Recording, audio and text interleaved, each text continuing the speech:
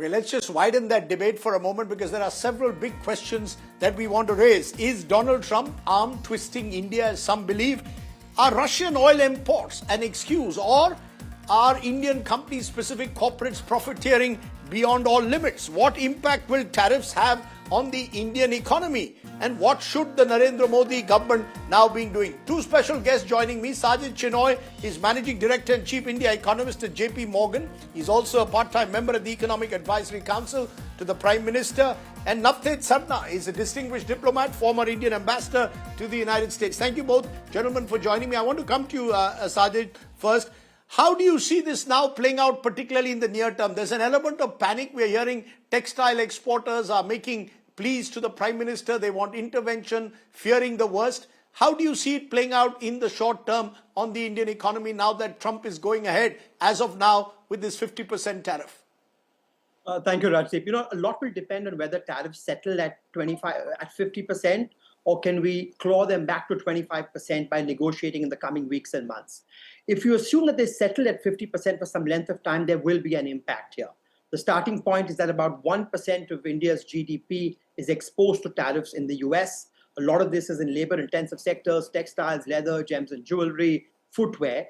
And so there are many levels at which this will need to be assessed. The first impact, of course, will be on exports, because at 50%, we become much less competitive than our peers in the region who face tariffs more like 20 or 25%. Then, of course, there'll be a knock-on impact on consumption and employment, because these are labor-intensive. And then if this persists for a while, then, of course, the tertiary impact will be on investment in animal spirits. Now, that said, I think there's no reason to panic. There are multiple things the government can do, and I'm sure will do. I think the biggest imperative in the near term is to preserve the economic viability of the firms in these sectors. We have a playbook from COVID where there was a sudden demand shock. So we know what's required. I'd expect there'd be, specific sector, specific fiscal packages, liquidity, regulatory forbearance. So I think the immediate impact is, how do you preserve economic viability, number one.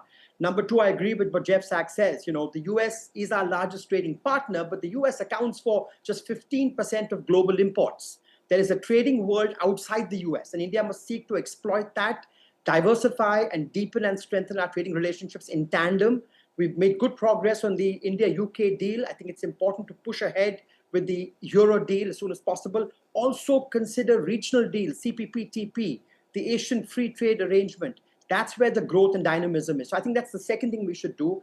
The third thing, I think, is this is the opportune time to push with reforms. Our economic history is littered with examples where adverse external shocks create the political space for reforms. The government started very well with a big GST shakeup, which I think is extremely progressive. But we need to follow that up with other reforms to try and reverse animal spirits, sentiment, investments. And the last thing, Rajdeep, is that we should keep talking with the Americans. The fact is, if the tariffs last for a few weeks or a couple of months, the shock can be absorbed. If the tariffs last for longer than that, these costs will grow over time. So we should keep negotiating with the Americans. The fact that the US has been so capricious actually gives us hope that at some point their negotiating position will change. So I would agree, I would argue for a multi-pronged approach. Protect economic viability, seek to diversify trade, continue with reforms at home, but keep negotiating with the US because they are our largest trading partner on goods and services, and hope that at some point a win-win agreement can be achieved. Given what I've just heard from Sajid Chinoy, Navteej Sarna, there's the challenge diplomatically. You've got all that feel-good factor, up ki bar, Trump Sarkar, howdy Modi, all of that seems now way in the past. Do you believe that this relationship is now floundering at the moment, a 25-year-old relationship in which a number of people have invested? Is there a serious trust deficit, or is this a temporary blip in your view? Thank you, Rajdeep. You're absolutely right that the feel-good factor is significantly missing today. And you rightly said that 25 years we've seen an upward graph of this relationship, and that's been a bipartisan thing both in India and in the United States. Unfortunately, I think what has happened over the last few months has damaged the relationship, most importantly on the trust front. And all the skeptics who always said that you can't trust the US, you can't tie your troth to the US and all that. I think they have been proved correct. So I think even if tomorrow Donald Trump was to suddenly take off the 50% and say, oh, I love India and all that sort of thing, I think it will be very difficult for any rational partner, and we are rational partners, to go back to, business as usual. I think trust will take a long time to rebuild, and we haven't even begun. It's interesting you're saying that trust will take a long time to rebuild. You might have heard Professor Jeffrey Sachs saying this is an opportunity for us to build a stronger trade relationship with China, to have a look east policy. Now, you've had a huge trust deficit with the Chinese as well. Do you share that view that this is an opportune time to try and strengthen our trade relations with China? The Prime Minister going to Shanghai to China next week, along with President Putin also there. We'll have a new kind of alliance with BRICS is strengthened. You go along with that? Like in human relationships, so also in relationships between countries, one should not go on the rebound. Because if you go simply on the rebound, then you are losing track of your basic interests. So I'm sure that, while we would like to improve relations with China, we cannot lose sight of our fundamental differences with China. So while we are at the moment creating some diplomatic space, we are not going to sort of suddenly become lovey-dovey with China and say, okay, we'll act together against the United States. We still must remember, most recently, we've seen China's operational action on Operation Sindoor along with Pakistan. China remains, our disengagement, our de-escalation has not really been finished. And they're building the most huge hydroelectric project, which is going to, without taking care of the interests of the lower riparian state, that is India. So I think fundamental differences will remain. Whether we can bracket them off and start some amount of normalcy, say, like we are trying to in getting some critical equipment, in getting urea, in getting rare earth magnets, and so on for our industry. Let's see how far that goes. At the moment, it's very initial stages. It's simply talking about direct flights and border checkpoints opening for trade. So let's see how it goes. But I don't think, simply because we're having problems with China, we don't want to go with such a weak negotiating hand to the Chinese. Mm-hmm.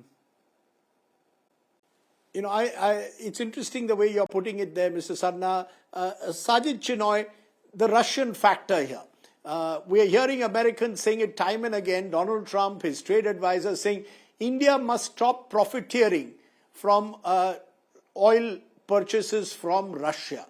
And there's a sense that Indian corporates have benefited hugely. Benefits have not been passed to the consumers. Is there is there real interest in India continuing that kind of relationship with Russia when it comes to oil? Or should we accept these terms from the Americans? Well, Rajdeep, a few things to stipulate. Firstly, buying Russian oil was not sanctioned. China buys much more oil than we do. The Europeans buy gas from Russia. Also, we need to understand what the broader impact of this is. If India were to diversify away from Russian oil, it really won't affect India's macro fundamentals. Those discounts are down to a few dollars. India's got a low current account deficit. Inflation is low. It doesn't shake our macros. But think of the broader global impact. India imports 1.7 million barrels a day from Russia. If that demand is suddenly transferred to the open market, right, other countries are going to struggle to meet that supply. Neither OPEC nor US shale has the capacity to ramp up 1.7 million barrels a day. So what's the impact of that going to be? Much higher global crude prices that could touch $90 a barrel or higher, which is a bad thing for the whole world. This just means more inflation for US consumers and for consumers around the world. So I'm a little puzzled by this demand of the US because, this is at some level counterproductive and self-defeating. It doesn't affect India's macro math, but it does push up global crude prices and hurt everybody in the bargain. Navtesh Sarna, what's your view? Is Donald Trump simply using these oil purchases as an excuse to put the pressure on India? This is typical Trump, transactional, using every weapon that he has to bargain hard, or do you believe there's something more to it? At one level, he's talking to Putin in Alaska. On the other hand, he's allowing the Chinese to buy oil, but he's getting tough on India. Yes, Rajdeep, if he, after talking to Putin in Alaska, he had said, okay, no secondary sanctions, no extra 25% on India, then I would have believed that this was about oil and it was about Russia. Unfortunately, that's not happening. I think this is much bigger than simply oil, and he doesn't care about global prices and the the macro policies that were just outlined. This is about political coercion. This is about wanting countries to kowtow to him, not even to the United States. This is about rejigging the entire global order. And India, Brazil are those countries whom he particularly wants to break. And I think that pleasure India should not give him. Mm-hmm. I think we are old hands at this. Very quickly to both of you, Sajid Chinoy. Okay, Sajid Chinoy, come tomorrow morning. How does it, when the tariffs kick in, should India respond angrily at all, or it's best to keep this, to remain as calm as possible, that there is no real gain to get into a slanging match with Donald Trump? We've got nothing to gain by retaliating. Remember, with the focus has been on goods exports. India's service exports to the US are all estimated at 6% of GDP, almost 3 times out of goods. So we've got a lot of exposure to the US. And so there's nothing to gain from getting angry or retaliating. We need to be cool, calm, rational, calculated, as I said, and do these 3 things together. Protect the viability of these enterprises in these sectors, push ahead with reforms, diversify trade, but keep talking to the Americans, because I think over the next 10 years, we don't want this economic relationship to decouple. There's too much at stake here. Goods, services, FDI, people. So you really don't want a relationship that's been building economically for the last 20 years to be broken. Put your head down, keep negotiating, and hope that at some point the tide turns. And Navtesh Sarna, from your wide experience as a diplomat, do we keep the diplomatic engagement on at various levels with White House, or do you believe that you're dealing with a president who you just don't know what he'll do tomorrow, so it's impossible to have even a cohesive diplomatic approach? Well, I think it may not be possible to have a cohesive diplomatic approach, but I think we couldn't dodge this one, so we have to take it on the chin. And I think we have to remember that while the US relationship is very important, particularly for technology and other cutting edge areas, the world is bigger than the United States, and there is life after President Trump. I think we have to behave in a mature fashion while we keep the doors open, we keep the engagement on. We don't have to react in as irrational a manner as Donald Trump is acting. And we have to continue to strengthen our other partnerships in the world. Okay. And we have to remember that, we've done it before. Okay. And we've done it in tougher circumstances. I'm going to leave it there, Navtesh Sarna and Sajid Chinoy. Always good to have fine, articulate voices on the show. I appreciate both of you joining me and sharing your wisdom on what lies ahead. Thanks very much.